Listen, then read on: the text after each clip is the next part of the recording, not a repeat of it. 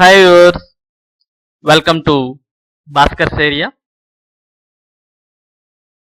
ముఖ్యమంత్రి యువనేస్తం నిరుద్యోగ భృతి దీనికి సంబంధించిన చాలా సమస్యలకు మనం సమాధానాన్ని అన్వేషించి మన భాస్కర్స్ ఏరియా యూట్యూబ్ ఛానల్లో మీకు అందించడం జరిగింది. ఈరోజు ఈ వీడియోలో మరొక ముఖ్యమైన ప్రాబ్లం లేదా సమస్యకు మనం సమాధానాన్ని ఈ వీడియోలో చెప్పబోతున్నాం. మరి ఆ సమస్య ఏంటి అంటే బ్యాంక్ మార్పు. కొద్దిమంది కామెంట్ సెక్షన్లో ఈ విధంగా నన్ను క్వశ్చన్స్ అడగడం జరిగింది. నేను యుఐడిఏ వెబ్సైట్లో నా డీటెయిల్స్ చెక్ చేసుకున్నాను. నాకు అకౌంట్ లేని బ్యాంక్ పేరు చూపించింది. ఆ బ్యాంక్లో నాకు అకౌంట్ లేదు. ఇప్పుడు మార్చుకోవడం కుదురుతుందా? ఈ సమస్య అనేది ఎందుకు వచ్చింది అంటే చాలా మంది ఆధార్ కార్డును సిమ్ కార్డ్ కోసం కానీ లేదా మిగిలిన వాటి కోసం కానీ ఇచ్చారు. అలా ఇచ్చినప్పుడు ఆ ఆధార్ కార్డుని ఉపయోగించి కొద్దిమంది వాళ్ళకే తెలియకోకుండా కొన్ని అకౌంట్స్ అనేవి ఓపెన్ చేయడం జరిగింది. అంటే సిమ్ కార్డ్స్ కావచ్చు లేదా బ్యాంక్లో అకౌంట్స్ కావచ్చు. ఎలా ఇది అసలు పాసిబులా అని మీకు డౌట్ రైజ్ కావచ్చు. మొన్ననే మనం రీసెంట్గా ఒక ఇన్సిడెంట్ చూసాం.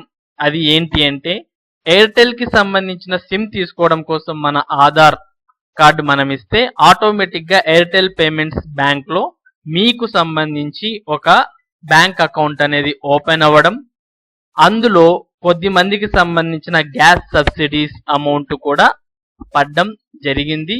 దీని మీద ఆధార్కి సంబంధించిన వాళ్ళు సీరియస్ అవ్వడంతో అక్కడ మనకి ఎయిర్టెల్ పేమెంట్స్ బ్యాంక్ ఈ మ్యాపింగ్ అనే దాన్ని స్టాప్ చేయడం జరిగింది.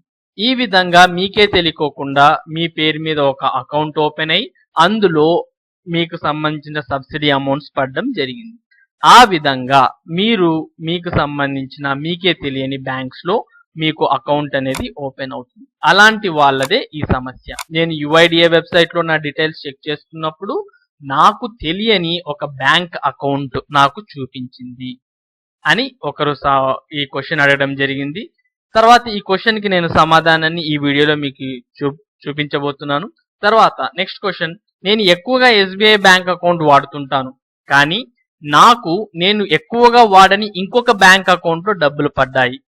ఇప్పుడు నాకు ఆ బ్యాంక్ అకౌంట్ లో ఈ నిరుద్యోగ భృతి పడుకోకుండా నేను ఎక్కువగా యూజ్ చేసే ఎస్బీఐ బ్యాంక్ అకౌంట్ లోనే నాకు డబ్బులు పడాలి అని ఇంకొకరు క్వశ్చన్ ని రైజ్ చేయడం జరిగింది. దీనికి కూడా సమాధానం ఈ వీడియోలోనే మీరు చూడబోతున్నారు. తర్వాత నాకు డబ్బులు పడినట్లు చూపిస్తుంది కానీ నా అకౌంట్ లో డబ్బులు పడలేదు. ఈ క్వశ్చన్ కూడా మనం ఇందులోనే సమాధానాన్ని చూడబోతున్నాం. ఒకవేళ మీకు ఈ విధంగా డబ్బులు పడినట్లు ఎక్కడ చూపిస్తుంది మీకు డబ్బులు పడినట్లు అంటే చాలా మంది క్వశ్చన్ అడుగుతున్నారు, మీకు డబ్బులు పడ్డాయా లేదా అని మీరు బ్యాంక్ వరకు వెళ్ళి చెక్ చేసుకోవాల్సిన అవసరం లేదు. మీ ముఖ్యమంత్రి యువనేస్తం లాగిన్ లోకి మీరు వెళ్తే అందులో పేమెంట్ ట్రాన్సాక్షన్స్ అనే ఒక ఆప్షన్ కనిపిస్తుంది. ఆ ఆప్షన్ ని క్లిక్ చేస్తే అందులో మీకు డబ్బులు పడ్డాయా లేదా, ఒకవేళ పడింటే ఎప్పుడు పడ్డాయి, లేదు పడలేదు అంటే ఎందుకోసం పడలేదు అనే రీజన్ కూడా మనకు అందులో కనిపిస్తుంది. కొద్ది మందికి అమౌంట్ శాంక్షన్ అయ్యి వాళ్ళైతే సెండ్ చేశారు, కానీ కొన్ని బ్యాంక్ అకౌంట్స్ యాక్టివ్ గా లేకపోవడం వల్ల లేదా మీ బ్యాంక్ కి సంబంధించి మీ బ్యాంక్ అకౌంట్ క్లోజ్ అవ్వడం వల్ల లేదా మీ బ్యాంక్ అకౌంట్ ఆధార్ కి లింక్ కాకపోవడం వల్ల మీ అకౌంట్ లోకి డబ్బులు పడిండవు. ఏ ప్రాబ్లం చేతైతే మీకు డబ్బులు పడలేదో ఆ ప్రాబ్లం ని మీరు సాల్వ్ చేసుకుంటే మీ డబ్బులు మీ అకౌంట్ లోకి వచ్చి పడతాయి. ఓకేనా ఫ్రెండ్స్? మరి మన బ్యాంక్ అకౌంట్ ని మార్చుకోవచ్చా? టోటల్ గా ఈ క్వశ్చన్స్ అన్నిటికీ ఇక్కడ అడిగిన అన్ని క్వశ్చన్స్ కి ఒకే క్వశ్చన్ ఏది అంటే మనం బ్యాంక్ అనే దాన్ని మార్చుకోవచ్చా? ఆల్రెడీ ఇప్పుడు మనకు ఒక బ్యాంక్ అకౌంట్ ఉంది, ఆ బ్యాంక్ అకౌంట్ నుంచి మనం వేరే బ్యాంక్ అకౌంట్ లోకి మార్చుకోవచ్చా? మార్చుకోవచ్చు అంటే ఎలా మార్చుకోవాలి, దానికోసం మనం ఏం చేయాలి అనేది మనం ఈ వీడియోలో చూడబోతున్నాం. ఎలా మనం బ్యాంక్ అకౌంట్ ని మార్చుకోవచ్చు అంటే ఆల్రెడీ మీకు నిన్న ఒక పీడిఎఫ్ అంటే ఎన్పిసిఐ గురించి చెప్తూ మీకు ఒక పీడిఎఫ్ ని ఓపెన్ చేయడం, తర్వాత దాన్ని డిస్క్రిప్షన్ లింక్ లో కూడా ఇవ్వడం జరిగింది. ఇప్పుడు ఈ వీడియోలో కూడా ఈ పీడిఎఫ్ ని మీకు కావాలంటే ఈ డిస్క్రిప్షన్ లో ఉంటుంది, దీన్ని డౌన్లోడ్ చేసుకోవచ్చు. ఇదే పీడిఎఫ్ లో మనం ఇంకొక విషయాన్ని కూడా గమనించవచ్చు.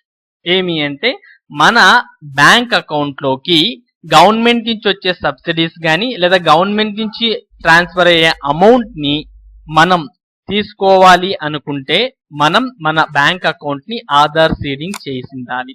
ఆధార్ సీడింగ్ తో పాటు ఎన్పిసిఐ మ్యాపింగ్ కూడా చేసిండాలి. మరి ఈ Aadhaar seeding and NPCI mapping అనేది ఎలా జరుగుతుంది అంటే ఒక పర్సన్ బ్యాంక్ కు వెళ్ళి అతని యొక్క ఆధార్ కార్డు జిరాక్స్ తో పాటు ఇక్కడ మనం అనెక్సర్ 1 అని ఒక ఫామ్ చూపించాం మనం. ఓకే, ఈ అనెక్సర్ 1 ఫామ్ ఫిల్ చేసి బ్యాంక్ లో ఇవ్వాల్సి ఉంటుంది. ఓకే, ఇలా బ్యాంక్ లో ఈ ఫామ్ ని ఇస్తే బ్యాంక్ వాళ్ళు ఎన్పిసిఐ మ్యాపింగ్ అనే దాన్ని చేస్తారు. అలా చేసినప్పుడు మీ బ్యాంక్ అకౌంట్ మీ ఆధార్ కు లింక్ చేయడం జరుగుతుంది. ఓకే, మరి ఇప్పుడు చూడండి, ఇక్కడ మీ సమస్యకు సమాధానం ఏంటి అంటే ఫర్ ఎగ్జాంపుల్ ఇప్పుడు చూడండి, మీ ఆధార్ నంబర్ ని మీరు తీసుకొని వెళ్ళి మీ బ్యాంక్ ఏ అంటే బ్యాంక్ పేరు బ్యాంక్ ఏ అనుకోండి, బ్యాంక్ ఏలో మీరు ఎన్పిసిఐకి మ్యాప్ చేయడానికి ఇచ్చారు. ఏ తేదీన ఇచ్చారు? జనవరి 15, 2017 ఇచ్చారు. ఆ బ్యాంక్ వాళ్ళు కూడా మీ అకౌంట్ కి ఎన్పిసిఐ మ్యాపింగ్ చేయడం జరిగింది. అలా చేస్తూ ఉన్న క్రమంలో మీ అకౌంట్ లోకి ఎల్పిజి గ్యాస్ డబ్బులు కూడా వచ్చి పడుతూ ఉన్నాయి. ఓకే, కానీ మరొక బ్యాంక్ బి అనే దాంట్లోకి మీరు వెళ్ళి మళ్ళీ డిసెంబర్ 2, 2017 ఆధార్ కార్డు ఇచ్చారు. కానీ వాళ్ళు ఏం చేశారు, ఆధార్ కార్డుతో పాటు ఆ బ్యాంక్ లో ఎన్పిసిఐ మ్యాపింగ్ కూడా చేసేశారు. ఓకే, అంటే జనవరి 15, 2017 వరకు 17 ఒక బ్యాంక్ ఎన్పిసిఐకి మ్యాపింగ్ జరిగింది. తర్వాత డిసెంబర్ 2, 2017 ఇంకొక బ్యాంక్ ఎన్పిసిఐకి మ్యాపింగ్ జరిగింది. ఇంకొక క్వశ్చన్ కామెంట్ సెక్షన్ లో చాలా మంది అడుగుతున్నది ఏది అంటే ఎన్పిసిఐకి నాకు 4 అకౌంట్లు ఉంటే 4 అకౌంట్లని నేను లింక్ చేసుకోవచ్చా అని చాలా మంది అడుగుతున్నారు. అలా కుదరదు. ఎన్పిసిఐకి ఏదో ఒక బ్యాంక్ అకౌంట్ ని మాత్రమే మనం లింక్ చేసుకోవచ్చు. ఇక్కడ చూడండి, బ్యాంక్ ఏ బ్యాంక్ బి ఇక్కడ 2 ఎన్పిసిఐకి మ్యాప్ చేయడం జరిగింది. మరి ఏది యాక్చువల్ గా మ్యాప్ అయినట్టు అంటే జనవరి 15, 2017 ఎన్పిసిఐకి బ్యాంక్ ఏ అకౌంట్ మ్యాప్ అయ్యింది. కానీ డిసెంబర్ 2, 2017 బ్యాంక్ బి అనేది ఆధార్ కార్డ్ ని ఎన్పిసిఐకి మ్యాప్ చేయడం జరిగింది. ఇక్కడ ఏది తీసుకుంటుంది ఎన్పిసిఐ అంటే ఏదైతే లేటెస్ట్ గా లాస్ట్ రికార్డ్ అప్డేటెడ్ ఉంటుందో దాన్ని మాత్రమే ఎన్పిసిఐ కన్సిడర్ చేస్తుంది. అంటే ఇప్పుడు మనకి ఈ రెండిట్లో లేటెస్ట్ గా జరిగిండేది ఏది? ఇది జనవరి 2017 అయితే ఇది డిసెంబర్ 2017. లేటెస్ట్ గా ఏది జరిగింది? బ్యాంక్ ఏలో బ్యాంక్ బిలో మనకు ఆధార్ అనేది లింక్ కావడం జరిగింది. అంటే ఇప్పుడు ప్రెసెంట్ ఏ బ్యాంక్ కి లింక్ అయ్యింది అంటే బ్యాంక్ బికే ఆధార్ నంబర్ లింక్ అయ్యింది. ఓకే, టోటల్ గా దీన్ని బట్టి మనకి ఏమర్థం అవుతుంది అంటే మనం లేటెస్ట్ గా ఎన్పిసిఐ మ్యాపింగ్ ఏ బ్యాంక్ తో అయితే చేయించుంటామో ఆ బ్యాంక్ లోకే ఈ అమౌంట్ అనేది నిరుద్యోగ భృతి కావచ్చు, ఎల్పిజి గ్యాస్ సబ్సిడీ కావచ్చు, ఇవి వచ్చి పడి చేరుతాయి. ఓకే, ఇప్పుడు మీ క్వశ్చన్ కి వద్దాం. ఓకే, మీ క్వశ్చన్ కి ఇప్పుడు ఏమంటున్నాం, ఇక్కడ నాకు అసలు వెబ్సైట్ లో నాకు సంబంధం లేని బ్యాంక్ చూపించింది అని అంటున్నారు అనుకోండి. ఇప్పుడు మీరు ఏం చేయాలి? మీకు సమాధానం ఏంటి అంటే మీకు బ్యాంక్ అకౌంట్ ఏ బ్యాంక్ లో అయితే ఉంటుందో ఆ బ్యాంక్ లోకి వెళ్ళి ఇప్పుడు మీరు మీ ఆధార్ కార్డ్ ని ఇచ్చి ఎన్పిసిఐ మ్యాపింగ్ చేయించాలి. అలా చేయిస్తే మీకు కనిపించే ఈ ఓల్డ్ డీటెయిల్స్ అనేవి ఉన్నాయి కదా, ఆ డీటెయిల్స్ అనేవి వెళ్ళిపోయి మీరు ఇప్పుడు కరెంట్ ఎన్పిసిఐ మ్యాపింగ్ ఏ బ్యాంక్ అకౌంట్ అయితే చేయిస్తారో ఆ బ్యాంక్ డీటెయిల్స్ అనేవి అప్డేట్ అవ్వడం జరుగుతాయి.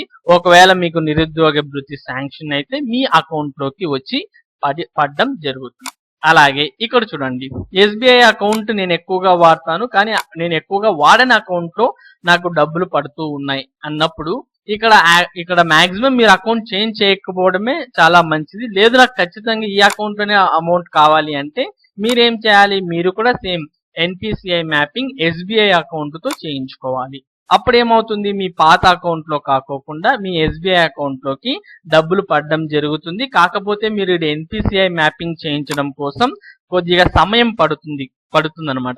సమయం ఎక్కువగా తీసుకుంటుంది కాబట్టి ఒక్కోసారి ఈ నిరుద్యోగ భృతి మీకు శాంక్షన్ అయినా కూడా మీ ఎక్కువ సమయం తీసుకుంటే మీ అకౌంట్లోకి రాకపోయే ఛాన్సెస్ ఉంటాయి. ఓకే.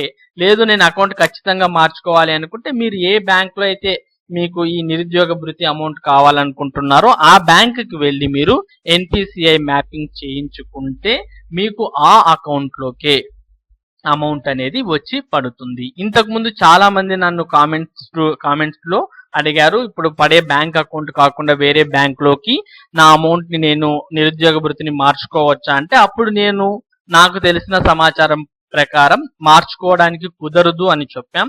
కానీ ఇప్పుడున్న ఈ సమాచారం ప్రకారం మనం బ్యాంక్ అకౌంట్‌ని మార్చుకోవచ్చు. అంటే ఏమి ఎన్‌పీసీఐ మ్యాపింగ్‌కి ఏ బ్యాంక్ అకౌంట్ అయితే మనం మ్యాప్ చేయించుకుంటామో ఆ బ్యాంక్ అకౌంట్‌లో మనకు నిరుద్యోగ భృతి గాని, ఎల్‌పీజీ సబ్సిడీ అమౌంట్ గాని పడడం జరుగుతుంది. సో ఫ్రెండ్స్, ఈ విధంగా మనం మన యొక్క బ్యాంక్ అకౌంట్‌ని భృతి పడే బ్యాంక్ అకౌంట్‌ని మార్చుకోవచ్చు. ఓకేనా ఫ్రెండ్స్? ఇలాంటి లేటెస్ట్ అప్డేట్స్ మన నిరుద్యోగ భృతికి సంబంధించిన లేటెస్ట్ అప్డేట్స్ మీకు ఎప్పటికప్పుడు అందాలి అనుకుంటే భాస్కర్స్ ఏరియా ఛానల్‌ను కంపల్సరీగా సబ్స్క్రైబ్ చేసుకోండి. చాలా మంది వీడియోస్ చూస్తున్నారు కానీ సబ్స్క్రైబ్ చేసుకోవడం లేదు. Please subscribe to Bhaskar's area.